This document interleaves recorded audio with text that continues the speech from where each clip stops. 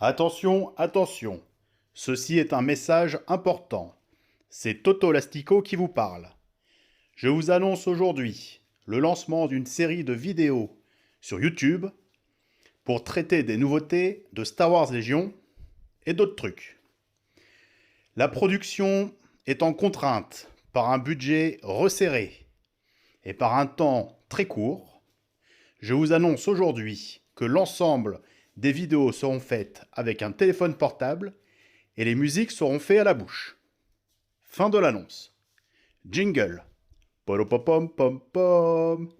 Allez, on démarre sur les chapeaux de roue, cette série de vidéos qui traite de l'actualité de Star Wars Légion, pour vous parler du TSMEU-6, aussi appelé la motoroue du général Grievous.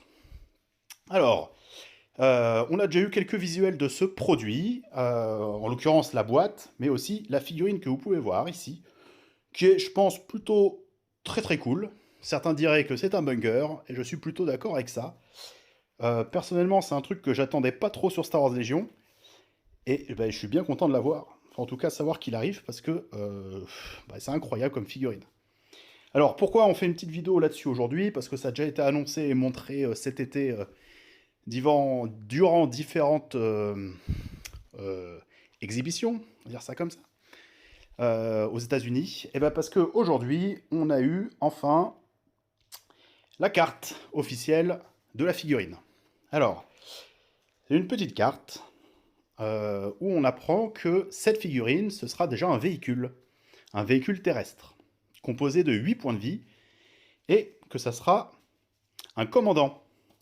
Voilà, ça va bien avec Général Grievous. Donc un commandant, 8 points de vie, un véhicule, avec tout un tas de mots-clés. Armure 1, ok.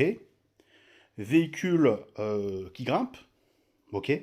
Un nouveau mot-clé, commande véhicule 2. Or, le commandement, ça peut faire référence à plusieurs trucs. Supposition totale, étant donné que la figurine n'a pas de morale, eh ben, ça peut être un effet de morale autour d'elle, mais bon, c'est une règle générique qui est déjà au livret de règles, donc je ne sais pas trop si ça sera ça. Ça peut être aussi un moyen de donner des ordres, qui sait. Bon, on verra, on n'en sait pas vraiment plus aujourd'hui.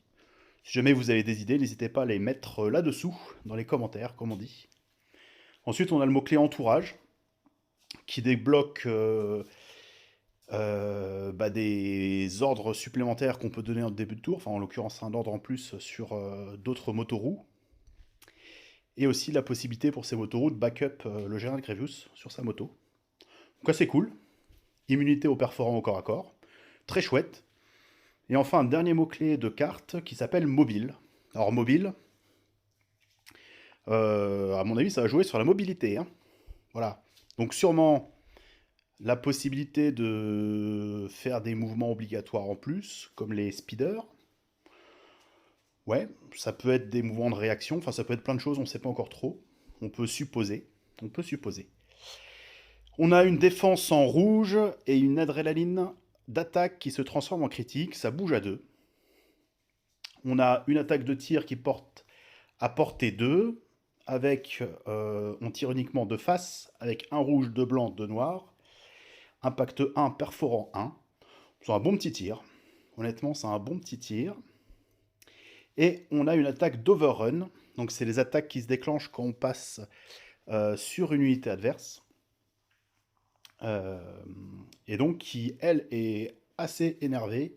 Avec un rouge, un noir, trois blancs. On n'oublie pas le surge critique.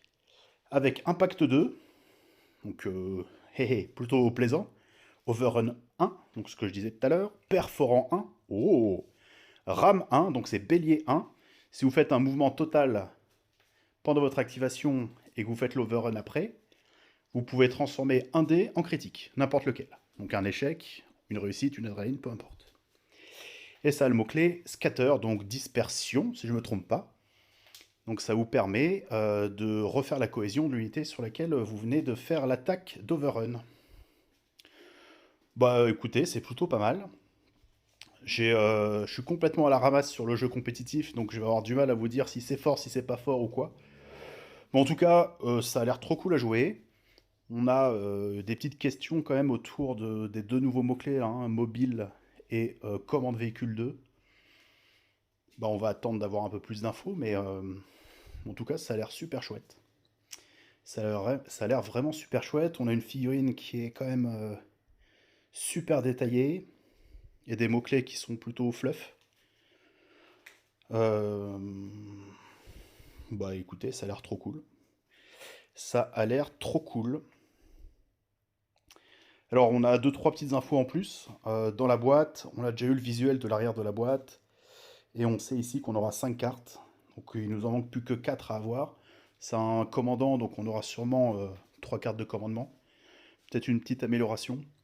Il nous manque encore le verso de la carte, hein, avec la liste des améliorations qu'on peut mettre dessus. Donc on peut avoir peut-être, je sais pas, une arme en plus, ou je sais pas, bah écoute, on verra. Voilà, c'est une petite vidéo rapide juste pour parler de l'actualité. N'oubliez pas qu'il nous manque encore plein d'infos, donc c'est un peu tôt avant de se prononcer sur est-ce que c'est fort, est-ce que c'est pas fort. On sait qu'à Star Wars Légion, les commandants sont surtout jugés par rapport à leur carte de commandement, parce que c'est ce qui influe sur la partie en elle-même et sur les figurines qui sont autour, donc juger de la pertinence de ce profil maintenant, c'est peut-être un peu tôt. J'aime beaucoup parce que ça a l'air rigolo à jouer. Moi j'adore le mot-clé overrun, avec les petites motos, les gnasps, etc. C'est quand même un mot-clé qui est plaisant à jouer sur partie, parce que ça ouvre quelques petites astuces de jeu.